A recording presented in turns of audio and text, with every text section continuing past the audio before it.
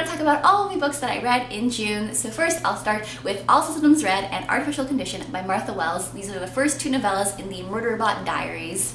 And the pitch for Murderbot really is that it's a sarcastic and deeply introverted robot who would prefer to watch soap operas and actually murder people. In All Systems Red, we're introduced to Murderbot, whose job is as a security officer, and it really does prefer to spend its time hiding from the humans that's supposed to be protecting, though it does its job very well. And its joy is in binge watching those aforementioned entertainment serials. So while on this mission to protect an exploratory team of scientists on a distant planet, the other neighboring group on this really distant place, it goes dark, which is a mystery, and it kind of spells danger for Murderbot's team. Then in the following volume, Artificial Condition, our beloved Murderbot decides to investigate the vaguely remembered massacre that led it to name itself Murderbot. And so it teams up with this research transport vessel who is another snarky non-human character, which is really great. And Murderbot disguises itself as an augmented human. First, ew, humans. That's not a very pleasant experience for Murderbot. And it needs to do this in order to access a mining facility space station where it needs to lead, or it needs to actually go to investigate the dark past that it doesn't really remember very well. And so this series is just so much fun.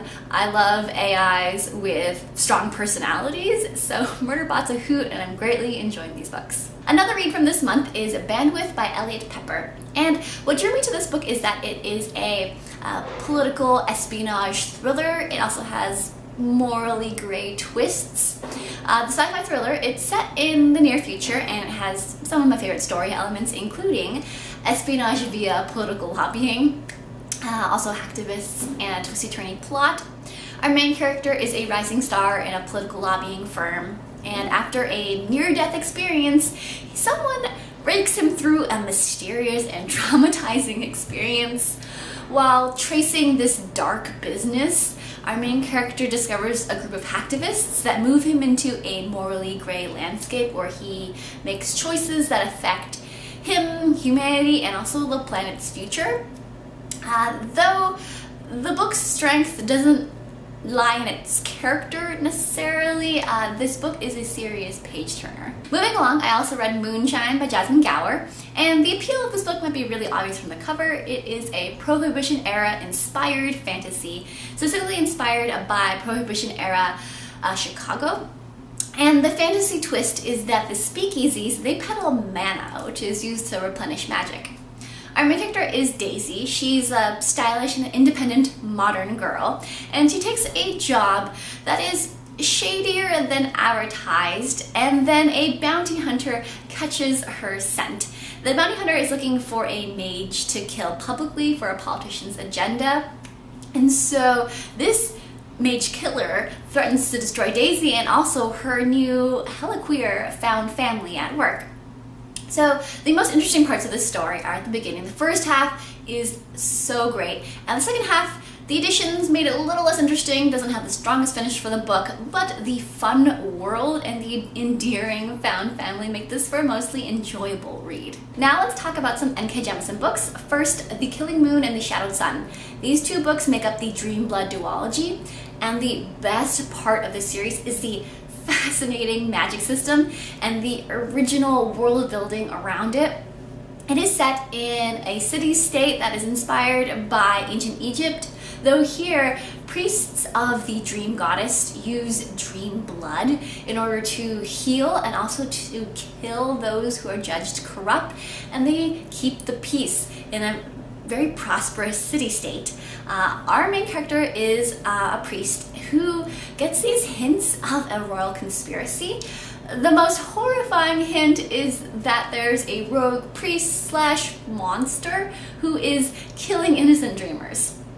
So our main character needs to work with this person who was actually judged corrupt in order to protect the city.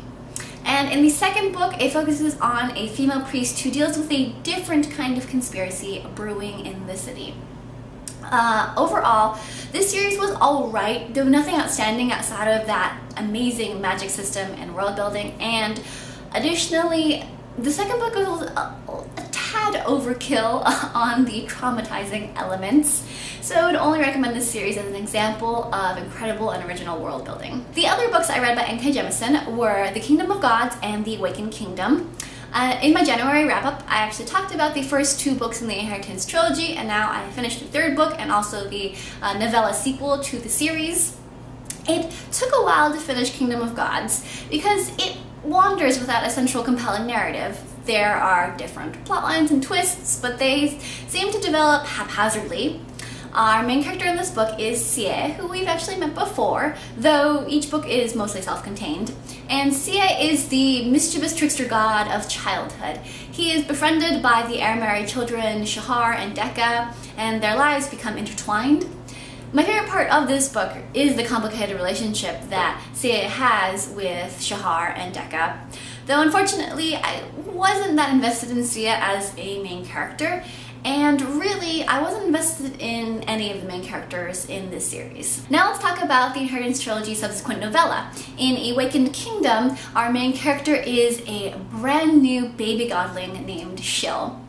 And though it is not a good idea for inexperienced and impressionable young gods to go, Shill sneaks into the mortal realm in order to explore the world and discover her nature/identity. She tells her story in a distinctive, wondrously bubbly voice. And this surprised me because of the 8 other Jemisin books I've read. Those are in a distinctly not bubbly voice. A lot of readers find Shill endearing and engaging from the get-go. I found that I appreciated Shill's story better once she began to grow and change. And overall, I like this little novella well enough. With that, I have made my way through the N.K. Jemisin catalog. Chronologically, she wrote first the Inheritance trilogy, and then the Dreamblood duology, and then the Broken Earth trilogy. And even though the Broken Earth trilogy is my favorite series, turns out I'm not as big a fan of the Inheritance and Dreamblood series. Moving along, I also read Heroine Complex by Sarah Kuhn, and this is a super fun, high energy superhero novel set in a demon-plagued San Francisco. Our main character is Evie. She is the personal assistant and also childhood best friend of the superhero Avita Jupiter. And Evie's job is hard. It includes things like handling Avita's diva tantrums, which sucks, but Evie takes great pride in being the best at her job. Then life goes a little sideways when Evie is forced to pose as Avita, and Evie not only has to defend the city from occasional demon attacks, but also now from a brewing full-on demon invasion. By the way, the cover of this book is a little deceptive because it looks very YA to me, but I don't think it is. I'm guessing that Avita and Evie are roughly 30 years old, and there is some steamy adult romance in the novel. It's actually well balanced and endearing romance that adds to rather than detracts from the main plot. Anyway, I had tons of fun reading this book. It's got great energy, it's fast-paced, got great banter, and it has awesome feisty characters who kick demon butt.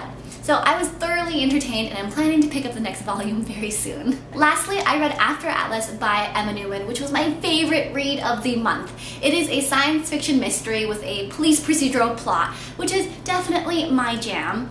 I wasn't sure at first about reading this book because I didn't enjoy Planetfall, which is the first book in this series, but After Atlas turns out to be quite a different kind of book. It is set in the same universe as Planetfall, but it is a standalone sequel, and you definitely don't need to have read Planetfall in order to enjoy this book. So our main character is a detective, Carlos Moreno. He was just a baby when the Atlas ship left on Planetfall's religious space voyage, and his mother abandoned him. His father neglects him in a depressed state, and subsequently the cult leader Alejandro Casales shapes Carlos's childhood. 40 years later, Alejandro is found dead, and Carlos is put in charge of the investigation. Our excellent protagonist finds these dark threads behind the murder, and the developing mystery and police procedural is incredibly enjoyable to read. I couldn't put this book down, furiously read it in a couple days. And so this book is such a compelling read. It has awesome writing and plotting and characterization. And so I highly, highly recommend this book. And that's a wrap on this video. So till next time, my lovelies.